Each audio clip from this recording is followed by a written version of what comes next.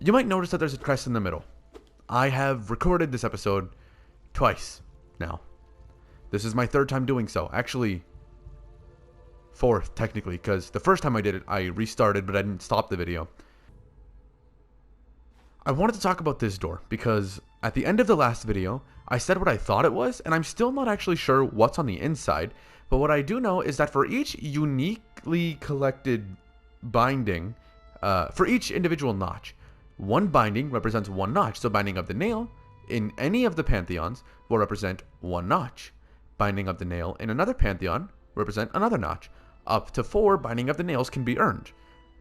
Each unique earning in each pantheon, up to 4 bindings per pantheon, will put one filled in thing here up to 8 first for the first one, for the first big circle. After you've earned 8 unique bindings, this door will open and there is a lifeblood core thing. I don't know what they're called, the cocoons inside that will give you lifeblood masks, which are incredibly useful for further progressing along with the bindings, as well as just the 4th and the 5th pantheon. This is an incredibly useful thing. Each individual notch, like I said, gives you one circle up to a total of, I think it's 5 lifeblood masks you can get from this. I might be incorrect about that, but I think this is 3, this is 4, and this is 5. Might be wrong. But we went through the whole pantheon that I just showed you up there, the pantheon of the artist, which fittingly named considering what the last of it was. But we're actually I just realized this one was also fittingly named because of the final boss. We're gonna go through with the pantheon of the artist again. I guess I could put a binding on, but I'm not gonna.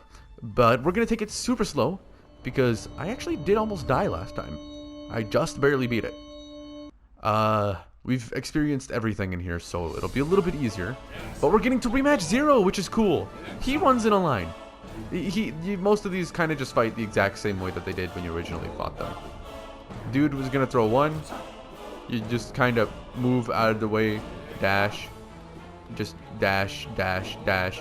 If this fucker wants to not be cringe, I don't like Zero. I don't like him. I think he's annoying, and I think that he's stupid because he doesn't like to walk in a fucking straight line and stick to the line. Dude likes to switch colors and likes to switch directions for no reason. I don't know what the fuck I meant switch colors. I do like that the God Seeker's always looking at you though. Like all the gods in the background are just kind of looking at you. Or I don't know if they're all gods, but or is it if God Seeker's just like one person? Still unsure as to kind of how that's supposed to work. I'm also curious as to whether or not there is an Ascended mode in the Hall of Gods.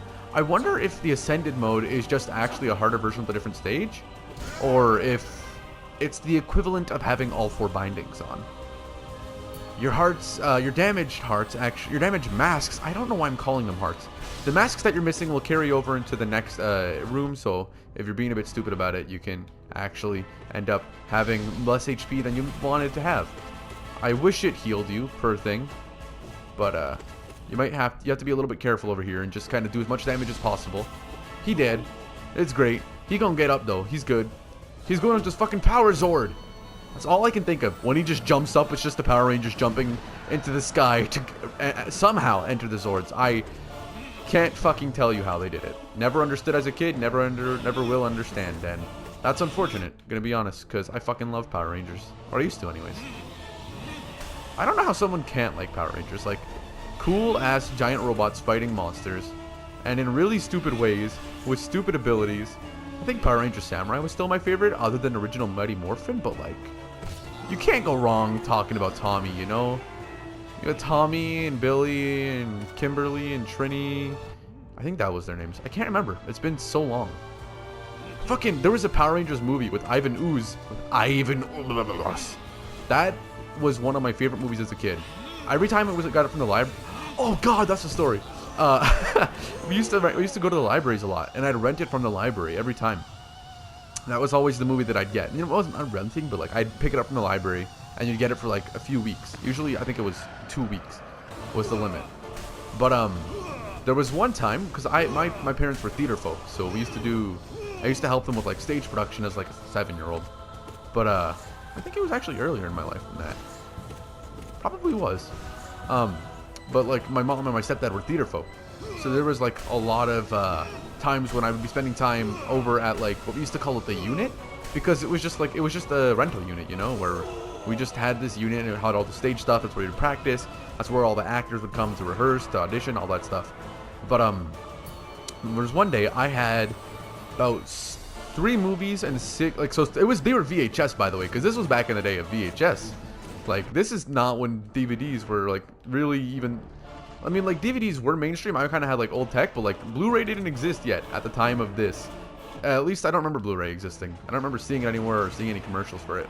But I had that movie and a bunch of others, and we went to an after party that night. And apparently someone just thought like they were just being given out because they were in like a white plastic bag. That's what I was holding them in. You know, as a kid, it was just the easiest way to carry them around, was in like a plastic bag from somewhere. But some dude was just like, oh, just these are awesome, some movies, you know? It's great that they're giving these out. And they just got stolen. And then I guess they didn't realize that they had a library tag on them. But we ended up owing like $100 in library fines. Like me as like a 6-year-old, because some fucking asshole who was drunk was like, dude, movies, cool, they're in a plastic bag. That means we can totally take them. And that they're not property of the unit, you know? That's such great news. And I remember being so sad because I didn't end up actually getting to watch the movie. But I knew how much I loved it because I'd already seen it and I'd rented it like 6 times at that point. But it was just so sad. I was like, no, I didn't get to watch my Power Rangers. And then I didn't like even know like owing money off of losing shit in the library was like a thing. So at that point I was kind of just like, oh, what do you mean? What do you mean where are the movies? I don't know. They were there yesterday. I don't remember where they were anymore. But because I was so young, you know, I just didn't know where the movies were. I thought we had just lost them, I guess. Or like they had just given place somewhere. Because shit just moves all the time, you know? As a kid, your parents just move shit, so you just kind of get used to shit just moving. But yeah, I got used to shit moving, and then I kind of put that logic into the wrong thing.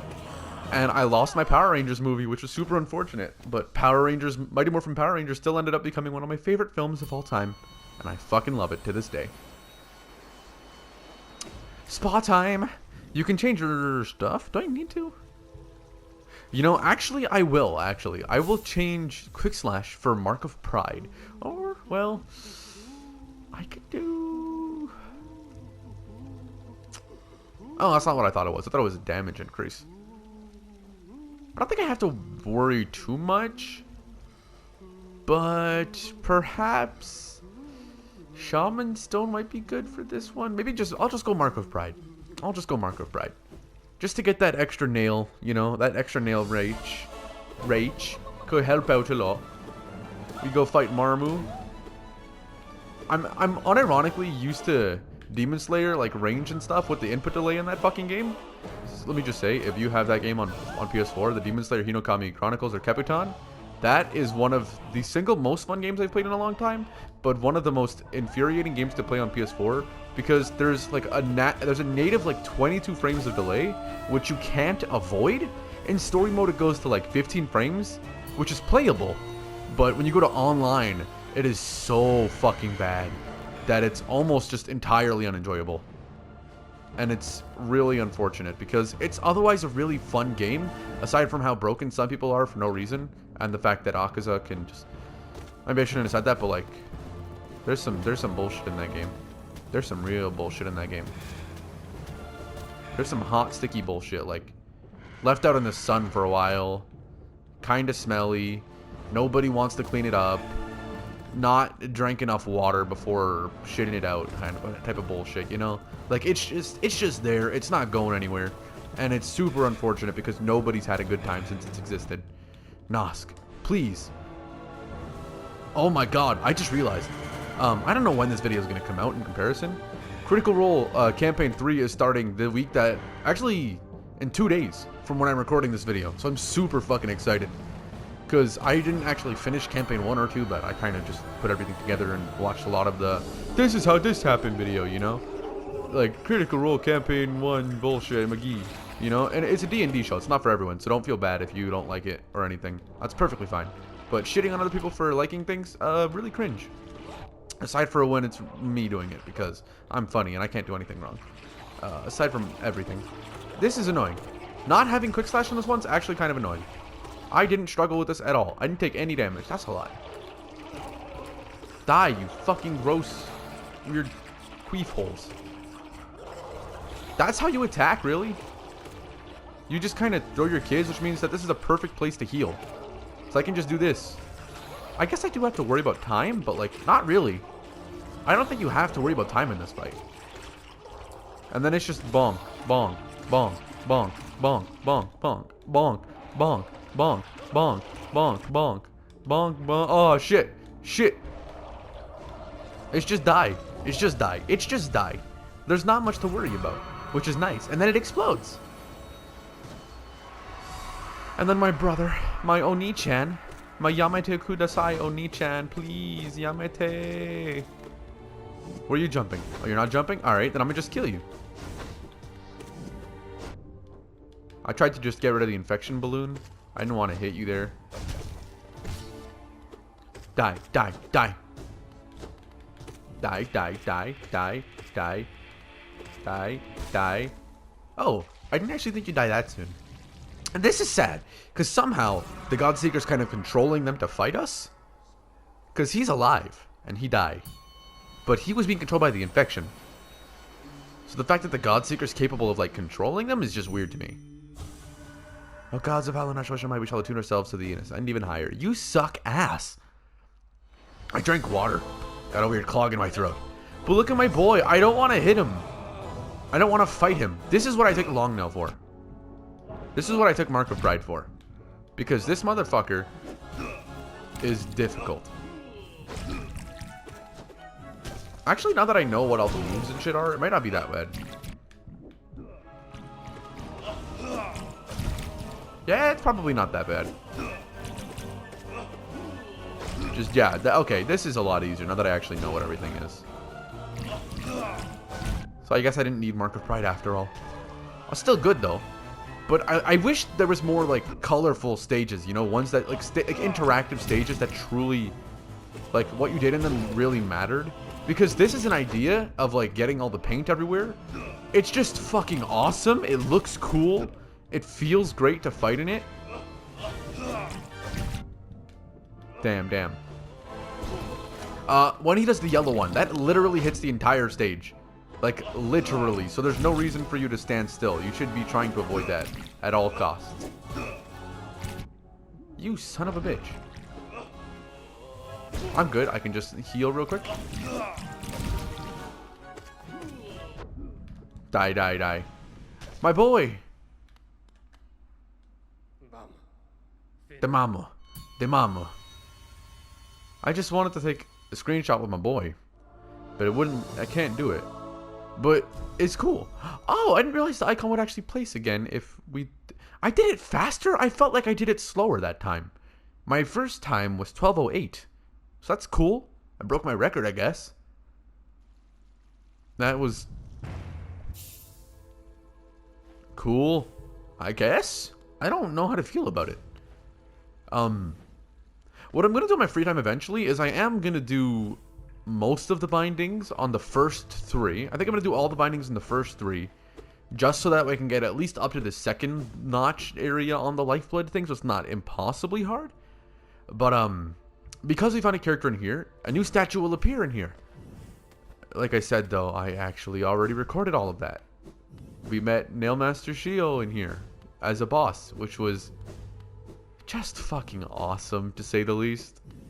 So, you go from the 2 Nail Masters, Oro and Mato, or Mato. I don't know why they're not both in full view. And then you go to Sheo, and it's great. I love it. I would honestly just be happy just fighting him again in the Hall of Gods repeatedly, because that was a fun fight. It looked awesome. Fights that do that are just the fucking coolest. But, I guess that's it for now. Until tomorrow, I will see you all next time on Hollow Knight, where we will then challenge the Pantheon of the Sage.